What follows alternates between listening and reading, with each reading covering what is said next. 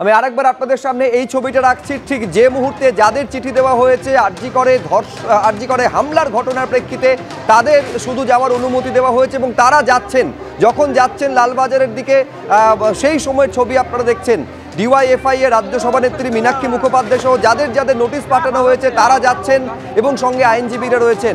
আরেকবার আপনাদের বলবো, লালবাজার অভিযান আজকে বামেদের তরফে মূলত আরজিকর কাণ্ডের প্রতিবাদ এবং চিঠি দেওয়া হয়েছে ভাঙচুর এবং 14 তারিখে মধ্যরাতে যে তাণ্ডবের ঘটনা ঘটেছিল সেই ঘটনার প্রেক্ষিতে যাদের চিঠি দেওয়া হয়েছে বাম নেতা নেত্রীদের, সেই তার প্রতিবাদে আজকে লালবাজার অভিযান। এই লালবাজার অভিযান বামেদের তাকে আটকে দেওয়া হয়েছে, বিবি গাঙ্গুলি স্ট্রিটে ব্যারিকেড করেছে পুলিশ এবং আটকে দেওয়া হয়েছে। এই মুহূর্তে সরাসরি আপনারা দেখতে পাচ্ছেন যাদের চিঠি দেওয়া হয়েছে, নোটিশ দেওয়া হয়েছে, তারা শুধুমাত্র লালবাজারে প্রবেশ করেছেন এবং মিছিলে, এই প্রতিবাদ মিছিলে যারা যারা ছিলেন বাকিরা ব্যারিকেডের অন্য পারে তারা অপেক্ষা করছেন।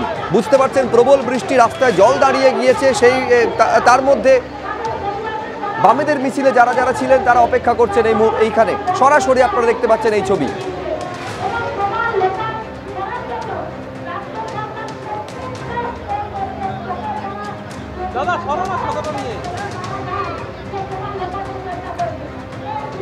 রুমা পাল আমাদের প্রতিনিধি এই মুহূর্তে রয়েছে। রুমা, ছবিতে দেখতে পাচ্ছি যারা অপেক্ষা করছেন তারা, যারা ভেতরে যাওয়ার অনুমতি পাননি এবং বামেদের এই প্রতিবাদ মিছিলে ছিলেন, এইটা আমাদের জানাও, কারা কারা ভেতরে গেলেন এবং ঠিক কী কারণে তাদের এই প্রতিবাদ আজ? দেখো, প্রথমেই জানিয়ে রাখি কলেজ স্ট্রিট থেকে এই মিছিল আসে এবং এই মিছিলের এই প্রতিবাদ ছিল যে যেদিনকে আরজিকরে যেদিন 14ই আগস্ট যেদিনকে আরজিকরের একটা দুষ্কৃতী হামলা হয়, সেই হামলা পরিপ্রেক্ষিতে যখন এসএফআই এর নেতৃত্ব, ডিওয়াইএফআই এবং তাদের নেতৃত্বের কাছে পুলিশের নোটিশ যায়, সেই নোটিশের প্রতিবাদেই কিন্তু এই মিছিল। এবং কেন নেতৃত্বকে এই নোটিশ গেছে সেই কারণে কিন্তু প্রত্যেক কর্মী সমর্থক আজকে রাস্তায় নেমেছিল এবং সেই কারণে তাদের উদ্দেশ্য ছিল লালবাজারে আসা এবং অবশ্যই তাদের এই নোটিশের বিষয়ে জিজ্ঞাসা করা কি কারণে তাদেরকে এই নোটিশ দেওয়া হয়েছে। কিন্তু দেখা গেল যে অবশ্যই পুলিশেরও কিন্তু ব্যবস্থা করে রেখেছিল যাতে বিবি গাঙ্গুলি স্ট্রিট কোনোভাবেই যাতে পেরোতে না পারে তারা, এবং সেই কারণে যখন এই মিছিল আসে এবং প্রথম ব্যারিকেডটা টপকে যখন তারা ভেতরে আসেন সেখানেও কিন্তু ব্যারিকেড করা হয়েছিল, কোনোভাবেই যাতে ভেতরে প্রবেশ করতে না পারে। মিছিলের একটা বড় অংশ পুলিশের তরফ থেকে তৎপরতা ছিল এবং তারা ব্যবস্থাও রেখেছিলেন অবশ্যই যাতে কোনোভাবেই যাতে কোনো ফাঁক ফোকর না থাকে। কেন এর আগেও বহুবার অনেক বিক্ষোভে অবস্থানে দেখা গেছে যে যারা মিছিলে যারা অংশগ্রহণকারী তার সঙ্গে কিন্তু পুলিশের বচসা হচ্ছে। কিন্তু একদিকে যেমন এই মিছিল একদম বৃষ্টিকে উপেক্ষা করে, বৃষ্টি শুধু নয় এখন মুষলধারে বৃষ্টিকে উপেক্ষা করে কিন্তু বিবি গাঙ্গুলি স্ট্রিটে এসে পৌঁছেছে। তারপর অবশ্যই নেতৃত্বের সঙ্গে কথা বলেছে পুলিশ এবং যাদেরকে নোটিশ দেওয়া হয়েছিল মীনাক্ষী মুখোপাধ্যায় সহ কয়েকজনকে, তাদেরকে বলা হয়েছে তাদের লালবাজারে যাওয়ার জন্য, তারা গেছেন।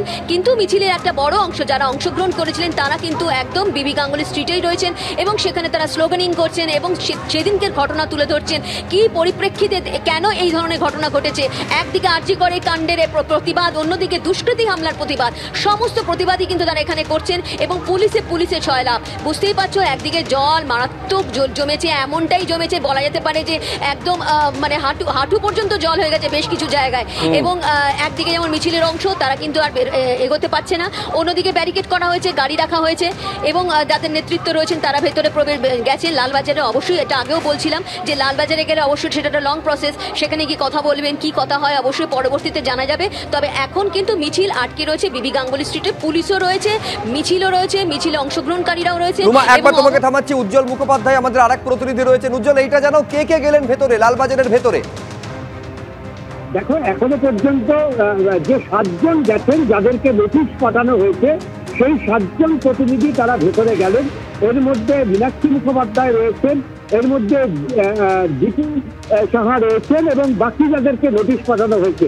দেখো, পুলিশ যাদেরকে নোটিশ পাঠিয়েছে সবাইকেই যে লালবাজার থেকে নোটিশ পাঠানো হয়েছে এমনটা কিন্তু না, কাউকে নোটিশ পাঠানো হয়েছে বিভিন্ন থানা থেকে, তাদের নামে নোটিশ হয়েছে, নারকেলডাঙ্গা থানা, দমদম থানা, এরকম নানা থানা থেকে তাদের বিরুদ্ধে নোটিশ করা হয়েছে।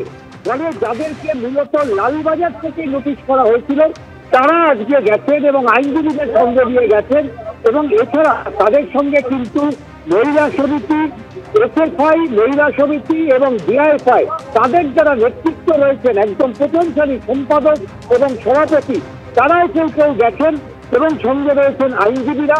তারা সরাসরি গিয়ে কথা বলবেন, আইনজীবীদের মাধ্যমে তারা কথা বলবেন এবং আজকে মূলত তারা যে দাবিটা জানাবে যে শুধুমাত্র লালবাজার না, রাজ্যের বিভিন্ন থানা থেকে তাদের উদ্দেশ্যে যে চিঠি পাঠানো হচ্ছে, তাদের বিভিন্ন কর্মীদেরকে চিঠি পাঠানো হচ্ছে, সেই চিঠি পাঠানো বন্ধ হোক এবং যাদেরকে চিঠি পাঠানো হয়েছে সেগুলো। বেশ, এই কথাবার্তা ভেতরে এই মুহূর্তে লালবাজারে চলছে, কি কথা হচ্ছে বেরিয়ে মীনাক্ষী মুখোপাধ্যায়রা কি বলবেন সেদিকে আমাদের নজর থাকবে। আপাতত উজ্জ্বল এবং রুমা, তোমাদের দুজনকেই ধন্যবাদ।